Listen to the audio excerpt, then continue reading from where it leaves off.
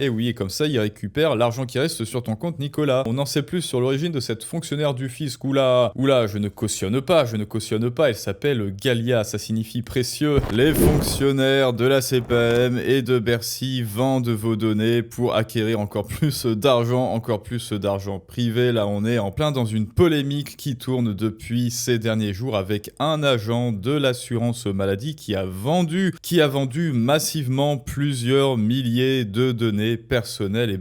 Des petits Français, oui, des petits Français qui se sont dit hors de question de privatiser la santé, non, hors de question de faire confiance à des entreprises privées qui peuvent, comme Meta, comme Microsoft, vendre nos données. Écoutez, la France, l'État français l'a fait, le public vend vos données et il s'en fiche. Et après, écoutez, il y a des gens qui viennent chez vous et qui vous coupent des doigts pour récupérer vos cryptos et tout récupérer en fait. Voilà, merci. Phase 1, on ponctionne les Français pour récupérer tout leur argent. Phase 2, on récupère encore plus d'argent qui reste en vendant leurs données. Et phase 3, profit toujours. Alors allons-y, les amis, une fois de plus, petit storytelling du monde moderne de Gauchotopia et de Arkham City, as known as la France. Qu'est-ce qu'ils vous disent? Comment est-ce qu'ils vous le disent? Et comment vous font-ils passer des vessies pour des lanternes? On voit ça ensemble tout de suite. Et on va commencer, écoutez, avec notre ami Goku, un agent du fisc, exploitait des données sensibles pour des recherches ciblant des investisseurs en crypto-monnaie. J'espère que tu as planqué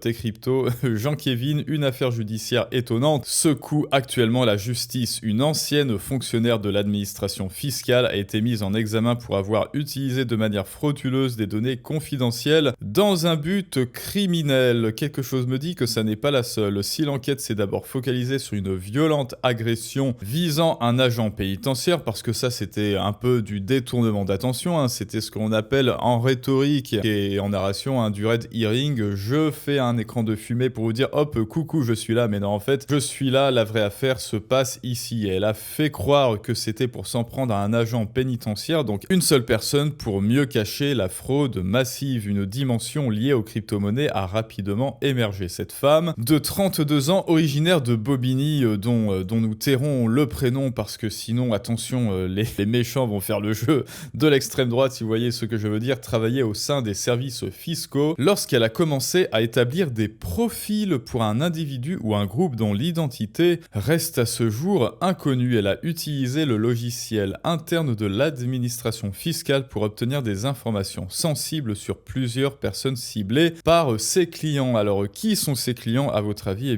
Je n'en sais rien moi, dites-le moi en commentaire, mais apparemment, ces clients ont les moyens de faire venir un fourgon chez vous, de vous identifier et de vous espionner pendant plusieurs jours pour ensuite vous couper le doigt, pénétrer chez vous et récupérer vos clés Ledger, n'est-ce pas? Parmi ces personnes figuraient non seulement des gardiens de prison qui ont ensuite été victimes d'un homejacking avec violence, mais également des spécialistes et investisseurs en crypto. Mais d'où viennent ces cambrioleurs? D'où viennent ces voleurs? Maintenant, vous le savez, vous pensiez que c'était une espèce de Gestapo, une espèce de mafia, ou alors des pseudo-yakuza EcoPlus financés par Oussama Ammar.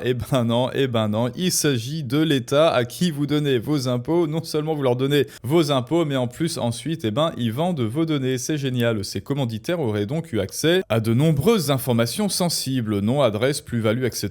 de personnes détenant des fonds en crypto. C'est génial. Et donc voilà, ça c'est ce qui vous attend. Le trade offer de Emmanuel Macron. Je reçois 60 à 70% d'impôts, plus la TVA, n'est-ce pas? Et vous recevez des fonctionnaires qui vendent ton adresse à des kidnappeurs. Mais malgré cela, ça n'est pas fini les amis, parce que là vous vous dites c'est pas possible, on peut pas aller encore plus loin dans le foutage de gueule.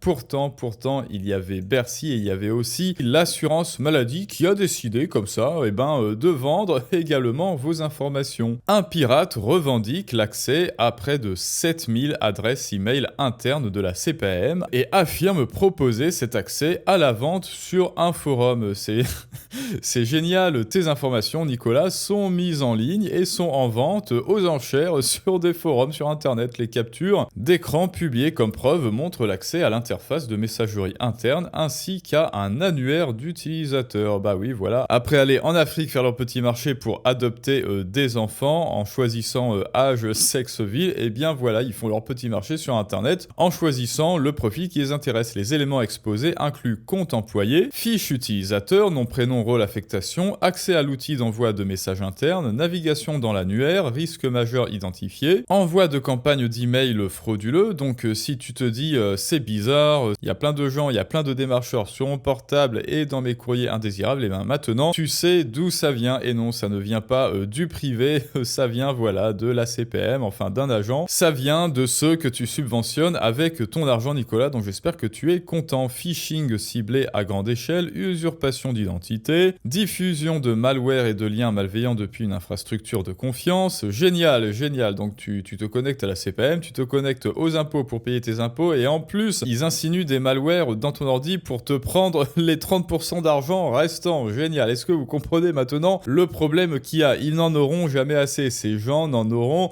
jamais assez. Et même si officiellement ils peuvent vous prendre 70% d'impôts, et ils savent que constitutionnellement, on va dire, à moins que Macron ne vous dise c'est bon, officiellement maintenant je m'appelle Kim Jong-un from France, et bah c'est un petit peu un plafond, c'est pas possible d'aller à 100% d'impôts. Et bien officieusement ils peuvent monter à 100% d'impôts en faisant quoi? Et ben en vous faisant de derrière les fagots, de dessous le tapis, ce genre de coup de PUTE comme ça. Et oui, et comme ça ils récupèrent l'argent qui reste sur ton compte, Nicolas. Escalade vers d'autres systèmes internes via ingénierie sociale, compromission globale, BSI interne, enjeux juridiques, réputationnels, RGPD critique, bref, tu n'as plus rien, vous n'aurez plus rien et vous serez heureux. On en sait désormais un petit peu plus sur l'affaire de cette fonctionnaire du fisc qui transmettait des informations confidentielles, donc ça c'est la suite, à des réseaux de criminalité organisée. Bah oui, il manquerait plus qu'il soit désorganisé comme à l'État français. L'affaire,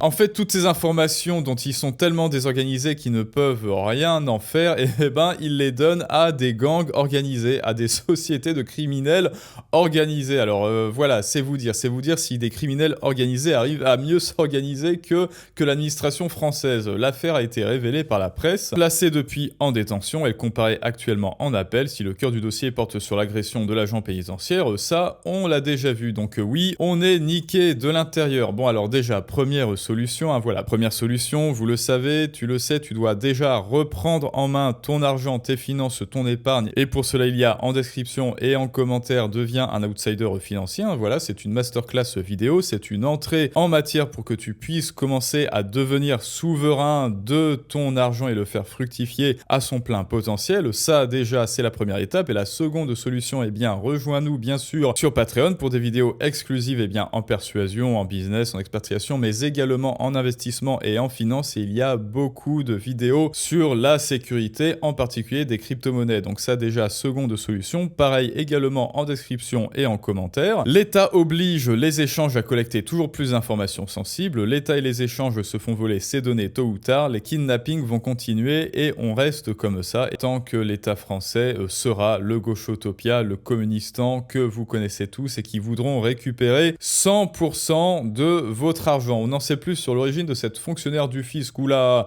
je ne cautionne pas. Elle s'appelle Galia, ça signifie précieux. La cybersécurité, pas besoin de hackers, il suffit d'un fonctionnaire corrompu, il suffit de tout un État corrompu, il suffit de l'administration française qui est corrompue. Et donc maintenant, les amis, vous avez les clés en main pour devenir un peu plus souverain face à cette folie fiscale, administrative qui en veut et à votre argent, et à vos informations, et à vos données, et à vos crypto-monnaies, et à vos doigts, bien sûr. Donc regardez bien du coin de la fenêtre, je vous en prie, dites-moi maintenant si vous vous sentez en sécurité en France. Donc attaque physique mondiale liée à Bitcoin, une analyse complète des données jusqu'à aujourd'hui. Et là, on voit bien que la France, au prorata du nombre d'habitants, ça craint même plus qu'aux États-Unis. Donc faites attention à vos doigts, suivez les vidéos sur la sécurité crypto sur la chaîne Patreon, sur la page Patreon. Et je vous dis à tous, à très bientôt pour un prochain Storytelling du monde moderne. Mais ça, c'est une autre histoire.